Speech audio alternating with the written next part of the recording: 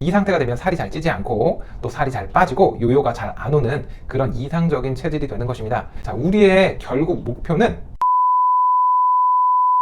상태로 만들어주는 거거든요. 면 식욕을 잘 컨트롤할 수 있을 뿐만 아니라 기초 대사량까지 올라가는 엄청난 효과를 누릴 수 있다고 하는데요. 끓여놨다가 배가 고플 때 물 대신 드시면 식욕이 억제될 뿐만 아니라 항산화 작용, 항염증 작용, 그리고 혈압과 혈당을 낮추는 작용까지 나타나게 됩니다. 안녕하세요. 20년 차 10만 케이스 다이어트 진료 한의사 김장선입니다. 저번 시간에 우리가 우리 몸 상태를 6가지 유형으로 나눠봤었고 그 특징에 대해서 알아보는 시간을 가졌습니다. 그 6가지를 정리를 한번 해보겠습니다. 첫 번째, 식욕은 많은데 신진대사가 많은 유형. 두 번째, 식욕은 많고 신진대사는 떨어져 있는 유형. 세 번째, 식욕도 적고 신진대사도 떨어져 있는 유형. 네 번째, 스트레스나 예민해서 살이 찌는 유형. 다섯 번째, 갱년기 때문에 살이 찌는 유형. 여섯 번째, 수술이나 약물 등 특수한 상황 때문에 살이 찌는 유형. 이렇게 6가지에 대해서 알아봤습니다. 자, 지금 여러분들은 자기 타입이 어떤 타입인지 알고 오셔야 되는데요. 이거 잘 모르시겠는 분들은 이 영상 참고하셔서 분명히 자기가 어떤 타입인지 꼭 알고 오셔야 됩니다. 그걸 모르면 제가 뭐라 그랬죠? 문제를 모르면 답을 정확하게 맞출 수가 없습니다. 그래서 문제 파악을 일단 잘 하고 오시면 되겠습니다. 자, 우리가 이 6가지 유형 중에서 가장 이상적인 건 어떤 유형이라고 그랬죠? 이 6가지 중에는 사실 없고 비슷한 게 하나 있습니다. 식욕은 적은데 신진대사가 원활한 유형. 자, 우리의 결국 목표는 식욕은 적은데 신진대사가 원활한 몸의 상태로 만들어주는 거거든요. 이 상태가 되면 살이 잘 찌지 않고 또 살이 잘 빠지고 요요가 잘 안 오는 그런 이상적인 체질이 되는 것입니다. 그래서 우리는 아까 말씀드린 이 6가지 상태, 이 6가지 상태를 모두 다 식욕이 적고 신진대사가 원활한 이 이상적인 상태 근처까지, 그게 되면 좋은데 몸 상태에 따라서 거기까지 갈 수 없을 수도 있으니까 그 근처까지 보내주는 것이 목적이라고 하겠습니다. 자, 이번 시간에는 이 중에서 가장 고민이 많으실 식욕을 컨트롤하는 방법에 대해서 알아보도록 할 건데요. 자, 식욕은 아까 말씀드린 6가지 중에 2가지 유형, 식욕이 많고 신진대사가 원활한 유형, 식욕이 많고 신진대사가 떨어진 유형, 여기에 직접적으로 관련이 있고요. 그거 이외에도 식이 조절이라는 것 자체가 다이어트라는 뜻이잖아요. 그래서 스트레스 때문에 살이 찌는 유형, 그리고 갱년기 때문에 살이 찌는 유형, 그리고 약물이나 특수 상태 때문에 살이 찌는 유형, 요 유형에도 식이 조절은 반드시 들어가는 것이 성공적인 다이어트 지름길입니다. 이 6가지 중에 5가지에 관여를 하는 만큼 식욕은 다이어트의 중요한 요소라고 하겠습니다. 자, 그래서 지금부터 식욕에 대해서 총정리를 해볼 거고 식욕에 대한 거의 모든 요소에 대해서 알아보도록 할 겁니다. 자, 간단하게 얘기해서는 어떻게 하면 식욕을 잘 컨트롤할 수 있을까요? 아이러니하게도 영양 섭취를 잘하면 식욕을 잘 컨트롤할 수가 있습니다. 여기서 영양 섭취라는 건 단백질과 식이섬유인데요. 한 연구에 따르면 하루 종일 먹은 음식의 30%를 단백질로 섭취한 사람과 10%를 단백질로 섭취한 사람들을 비교해 봤더니 30%를 섭취한 사람들이 식욕 컨트롤이 훨씬 잘 됐다고 합니다. 특히 아침에 고단백 식사를 한 그룹에서는 점심량이 확연하게 줄었을 뿐만 아니라 하루 종일 식욕 컨트롤 하기가 편해졌다고 하는데요. 제가 환자분들을 보다 보면 환자분들 한 70%에서 80% 정도는 아침 식사를 안 하시더라고요. 그래서 왜 안 드시냐고 물어보면 저 간헐적 단식 하는데요. 근데 간헐적 단식 하는데 여기 왜 오셨어요? 아, 간헐적 단식해도 살이 잘 안 빠져서 왔습니다. 이런 분들이 굉장히 많습니다. 이런 분들은 간헐적 단식의 장점이 나타나지가 않는 몸의 상태이기 때문에 이런 분들은 반드시 아침을 좀 드시는 것이 좋은데요. 아침은 위에 연구에서 본 것처럼 단백질 음식을 충분히 드시는 것이 좋은데요. 단백질을 드실 땐 제가 항상 말씀드리는 거지만 식이섬유가 충분히 있는 음식과 같이 드셔야 됩니다. 그렇지 않고 단백질만 단독으로 드시면 간이나 신장이나 장 같은데 부담을 주게 돼서 각종 질환이 생길 뿐만 아니라 막 피부가 간지럽고 막 트러블이 생기고 빨갛게 올라오고 이런 피부 증상까지 생길 수 있으니까 꼭 식이섬유와 같이 섭취하시기 바랍니다. 자, 그럼 얼마나 먹어야 될까요? 한 연구에 따르면 아침에 섭취하는 단백질의 양이 35g 이상이 되는 것이 가장 이상적이라고 합니다. 35g 이상의 단백질을 드시면 식욕을 잘 컨트롤할 수 있을 뿐만 아니라 기초대사량까지 올라가는 엄청난 효과를 누릴 수 있다고 하는데요.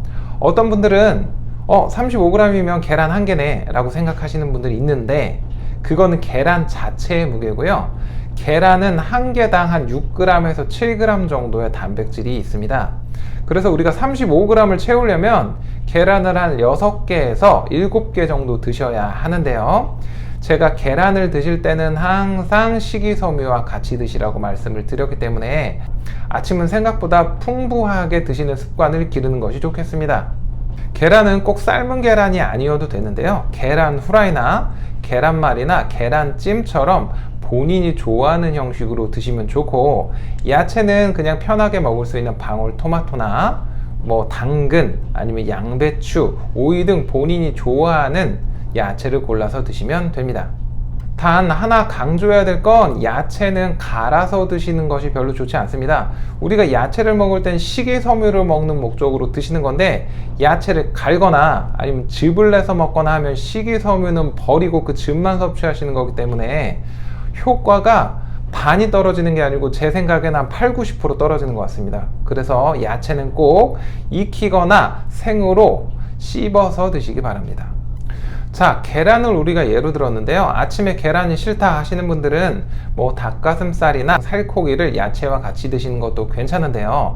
35g이라는 게 아까 생각한 것처럼 생각보다 많은 양이기 때문에, 이게 근데 연구가 미국 연구를 기준으로 했기 때문에 우리나라 사람은 동양인 핸디캡을 적용을 해서 한 3분의 2 정도인 24g 정도는 드시는 게 낫지 않을까 생각이 됩니다. 이 동양인 핸디캡이란 걸 왜 적용하냐면, 실제로 동양인은 서양인에 비해서 췌장의 크기도 작고 소화 능력도 떨어지기 때문입니다.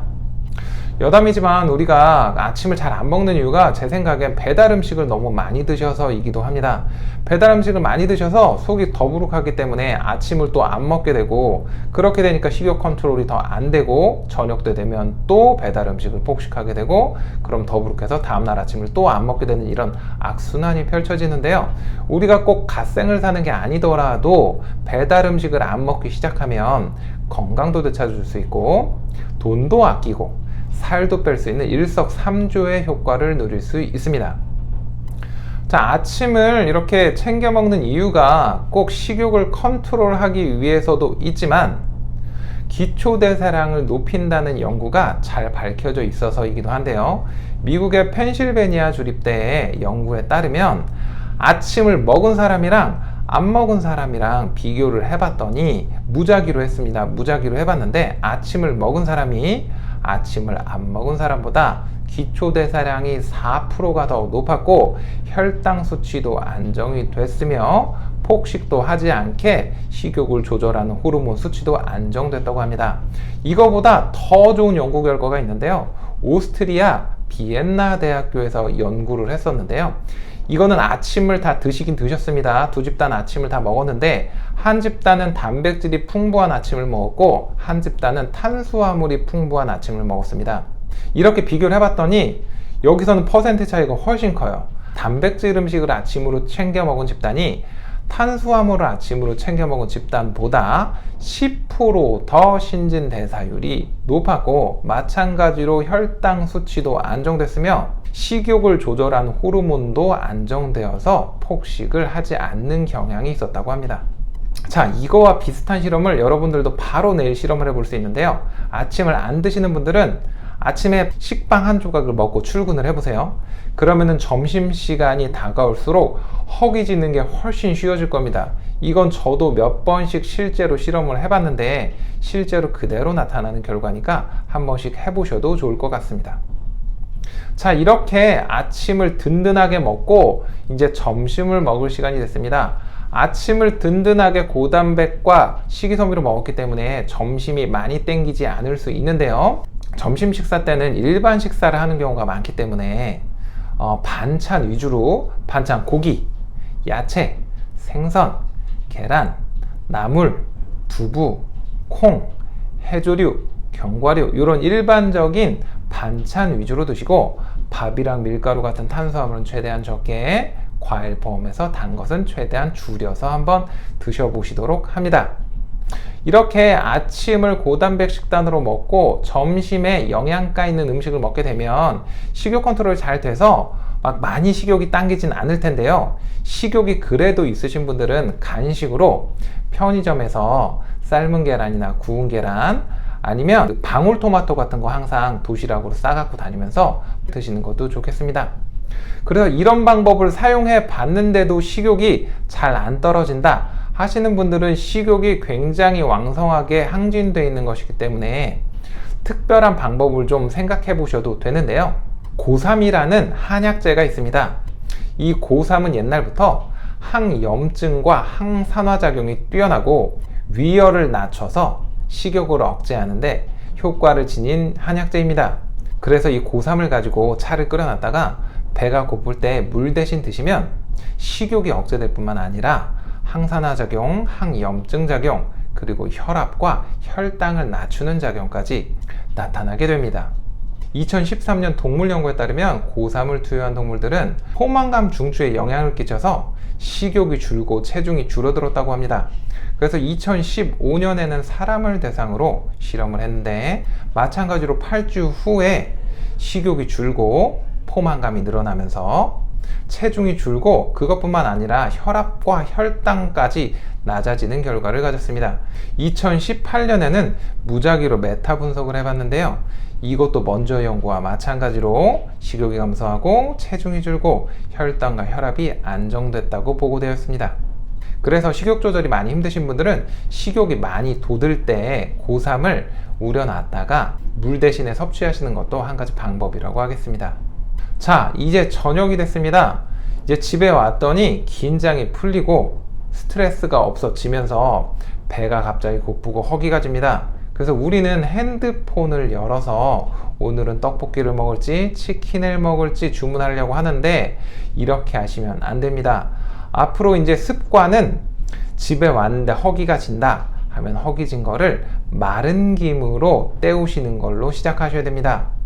마른 김은 풍부한 미네랄과 영양소가 있을 뿐만 아니라 식이섬유가 한 60% 정도 있기 때문에 마른 김을 잘 챙겨서 드시면 포만감을 느끼고 미네랄과 영양소를 충분히 공급할 수 있습니다. 그래서 포만감이 생기면 식욕이 어느 정도 억제가 되기 때문에 폭식하는 것을 막아줄 수 있습니다. 저녁으로는 보통 가장 거한 식사를 하시기 마련인데요. 고기를 드셔도 되고 생선을 드셔도 됩니다. 고기나 생선은 튀기거나 구운 것보단 삶거나 생것이 좋고요. 야채와 함께 드시면 더욱 좋습니다.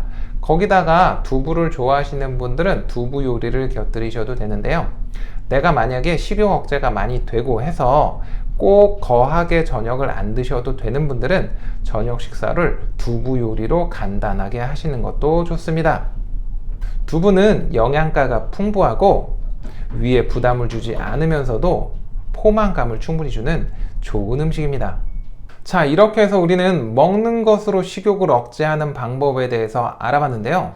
먹는 것으로 식욕을 억제할 때는 일단 음식은 천천히 맛을 음미하면서 드셔야 포만감을 더욱더 충분하게 느낄 수 있고, 음식을 드실 때는 항상 단백질을 먼저 드셔야 쓸데없는 탄수화물과 단 것을 섭취하는 것을 줄일 수가 있습니다. 그리고 찬물을 이용하시는 것도 좋은데요. 음식 섭취 전에 찬물을 드시면 포만감이 증가하고 먹는 식사량이 줄어든다는 연구 결과가 있습니다. 자, 지금까지 먹는 것에 대해서 말씀드렸는데 이거 말고도 식욕에 영향을 끼치는 요인이 많이 있습니다. 그 중에 가장 대표적인 거 세 가지가 있는데요. 첫 번째는 스트레스, 두 번째는 수면, 세 번째는 음주입니다. 근데 이 스트레스와 수면은 서로 영향을 끼치기도 하면서 밀접한 관계를 갖고 있기 때문에 한 번에 묶어서 같이 설명하도록 하겠습니다. 자, 우리가 스트레스를 받으면 코티솔이란 호르몬이 분비가 되는데요. 이 코티솔이란 호르몬은 포만감을 느끼는 중추를 조금 무디게도 만들고, 식욕을 많이 땡기게 하는 그렐린이란 호르몬을 많이 분비게 하고, 그 만족감을 느끼게 하는 렙틴이란 호르몬을 적게 분비하게 하여서 결과적으로 식욕을 늘리는 효과를 갖게 합니다. 그래서 우리가 스트레스를 많이 받게 되면 먹는 것으로 스트레스를 풀려고 하는 경향이 생기게 됩니다. 자, 우리가 수면을 충분하게 하면 스트레스에 대한 반응성이 훨씬 적어지게 되는데요. 누구나 느끼셨겠지만 수면을 충분히 하고 난 날 출근할 때 아침에 뭔가 새로 태어난 기분을 느낄 때가 있잖아요. 그런 기분을 느낄 때는 당연히 스트레스에 대한 반응이 무뎌지게 됩니다. 수면이 모자라게 되면 그렐린이라는 호르몬, 이것이 늘어나게 되고 렙틴이라는 호르몬이 줄어들게 됩니다. 그래서 식욕을 늘리는 효과를 갖게 되고요. 도파민과 세로토닌이란 호르몬이 줄어들게 되는데요. 이런 호르몬들이 줄어들게 되면 우리는 그것을 어딘가에서 보충하려고 하게 됩니다. 그 보충하려고 하는 수단 중에 가장 쉬운 것이 음식을 먹는 건데요. 그래서 우리가 도파민과 세로토닌이 줄어들게 되면 자꾸 먹는 것으로 그것을 채워서 보상받으려고 하게 됩니다. 이렇게 스트레스에 대한 반응을 감소시키고 수면을 충분하게 하기 위해서는 명상이나 요가 같은 것을 하는 것도 좋은데요. 명상이나 요가 같은 것이 좀 생소하고 하기가 좀 어렵다고 하시는 분들은 가장 간단한 방법으로 복식호흡을 해보시는 것도 좋습니다. 복식호흡은 숨을 들이쉴 때 배를 최대한 내밀고 숨을 내쉴 때 배를 들여보내는 호흡인데요. 사실 이 배를 내리고 들여보내는 행위 자체보다는 횡격막을 이완시키는 것이 중요한데요. 횡격막은 자율신경과 밀접한 관계를 갖고 있기 때문에 횡격막이 이완이 되면 교감신경이 안정이 되면서 자율신경이 안정이 되게 됩니다. 근데 우리가 이 복식호흡을 잘 안 하다 보니까 복식호흡을 할 때 나중에 보면 배를 들여보내면서 숨을 들이쉬고 있고 배를 내밀면서 숨을 막 내쉬고 있고 이렇게 바뀌게 돼요. 그래서 이것이 좀 어려운 분들은 IAP 호흡이란 걸 해보는 것도 괜찮은데요. IAP 호흡은 복식 호흡의 응용 버전인데 스탠포드 대학교의 그 스포츠 클리닉 같은 데서 많이 사용하고 있습니다. IAP 호흡은 숨을 들이쉴 때도 배의 힘을 최대한 준 상태로 숨을 내쉴 때도 배의 힘을 최대한 준 상태로 내쉬게 되는데요. 이 호흡을 하게 되면 코어 근육까지 강화가 된다고 하니 일석이조 효과가 아닐까 싶습니다. 이런 걸로 해결이 조금 미진할 때는 스트레스에 도움이 되는 음식을 드셔보시는 것도 좋은데요. 그 중에 가장 대표적으로 편하게 먹을 수 있는 음식이 블루베리라고 할 수 있겠습니다. 블루베리는 각종 항산화 물질, 특히 안토시아닌이 굉장히 풍부하게 함유되어 있는데요. 이 안토시아닌은 항산화 작용, 항염증 작용뿐만 아니라 항스트레스 작용도 하기 때문에 블루베리를 간식으로 하루에 5개에서 10개 정도 꾸준히 섭취하시는 것도 좋겠습니다. 한 연구에 따르면 오히려 생 블루베리보다 냉동 블루베리의 품질이 좋은 경우가 많다고 하니 가격도 저렴한 냉동 블루베리를 준비해 놓고 드시는 것도 좋다고 하겠습니다. 만약에 이것보다 조금 더 강력하고 직접적인 효과를 원한다면 타트 체리를 드셔보시는 것도 좋은데요. 타트 체리는 굉장히 시기 때문에 우리나라에 원물 형태로 거의 수입이 되지 않습니다. 타트 체리는 농축액 형태로 수입이 돼서 그걸 희석해서 주스 형태로 판다든가 아니면 그거를 찍어서 알약 형태로 만들어서 팔게 되는데요. 어떤 형태로 드셔도 상관이 없지만 주스 형태로 드시는 분들은 몇 번 드시다가 먹고 컵 씻고 뚜껑 닫고 이빨 닦고 하는 게 너무 귀찮아서 잘 안 드시게 됩니다. 알약 형태로 찍혀 나오는 것을 활용하면 조금 더 편하게 타트 체리를 드실 수 있을 겁니다. 타트 체리는 일반 체리에 비해서 10배에서 20배 정도 천연 멜라토닌이 풍부하게 들어있는데요. 천연 성분이기 때문에 몸에 크게 부담도 가지 않을 뿐더러 먹고 효과가 괜찮으니 한번 활용해 보시는 것도 좋겠습니다. 차 중에는 캐모마일이나 라벤더 차를 이용하시는 것도 좋고요. 한약재 중에 대추, 진피, 감초라는 한약재들을 1대1대1로 10개 차로 우려내서 수시로 마시면 스트레스를 완화시키는데 도움이 될 수 있겠습니다. 마지막으로 음주는 지방 대사를 방해하기도 하지만 식욕 조절을 방해하기도 하는데요. 영국의 옥스퍼드와 캠브리지 대학교의 공동 연구에 따르면 음주는 시상하부에 있는 식욕 중추에 작용을 해서 포만감을 느끼게 하는 식욕 중추를 억제를 하고 배고픔을 느끼게 하는 식욕 중추를 자극을 해서 결과적으로 식욕을 좋게 만든다고 합니다. 또한 미국의 인디애나 주립대 연구에 따르면 특히 여성에게서 알코올은 보상 기전에 관한 영역을 자극을 하기 때문에 그 즉각적인 보상을 음식으로 원하게 되는 경향을 갖게 한다고 합니다. 자, 지금까지 우리는 식욕에 관한 거의 모든 것을 알아봤습니다. 기억이 잘 안 나시는 분들을 위해서 제가 정리 다시 한번 해보겠습니다. 첫 번째, 끼니 때마다 고단백 음식을 챙겨 드신다. 특히 아침에 고단백 음식을 챙겨 드시는 게 더 중요하다. 근데 고단백 음식을 먹을 때는 항상 식이섬유와 같이 먹는다. 식이섬유를 같이 안 먹으면 간이나 장이나 신장에 부담이 간다. 아침에 먹는 양은 35g 정도 먹으면 가장 좋다. 두 번째, 식욕이 잘 안 잡히면 고삼차를 한번 먹어본다. 고삼은 인터넷에 판다. 근데 좀 쓰다. 세 번째, 간식으로 마른 김을 잘 챙겨 먹는다. 마른 김에는 식이섬유가 풍부해서 포만감을 줄 뿐만 아니라 각종 영양소도 충분하게 있어서 지방을 태워주는 데 도움이 된다. 네 번째, 스트레스와 수면 관리를 잘해줘야 되는데 그게 어려운 사람은 복식호흡이나 IAP 호흡을 한번 활용해 본다. 그게 잘 안되면 블루베리나 타트 체리를 먹는다. 차로는 카모마일과 라벤더 차가 괜찮다. 아니면 대추, 생강, 진피차도 괜찮다. 마지막 다섯 번째, 술은 무조건 줄인다. 자, 우리는 이번 영상, 근데 제가 항상 말씀드리는 거지만 알기만 하고 실행을 안 한다. 그럼 지금까지 뭐 하신 거죠? 시간 낭비하신 겁니다. 이거는 그냥 시간 낭비하신 거예요. 그러면 이런 영상을 보실 필요가 없습니다. 그래서 오늘 이 영상을 15분, 20분 정도 시간을 내서 보셨기 때문에 우리는 반드시 지금 당장 마른 김을 먹든지 내일 아침부터 계란 요리를 먹든지 실행을 하셔야 합니다. 그렇게 해야 그것이 나의 몸을 바꾸고 인생을 바꿀 수 있습니다. 그렇게 하나씩 따라가다 보면 결국 나는 식욕이 적고 신진대사가 원활한 이상적인 몸 상태를 향해 갈 수 있게 됩니다. 이제 다음 시간엔 신진대사를 늘리는 법에 대해서 알아보도록 하겠습니다. 다음 시간에 다들 멋진 모습으로 다시 찾아뵙겠습니다. 감사합니다.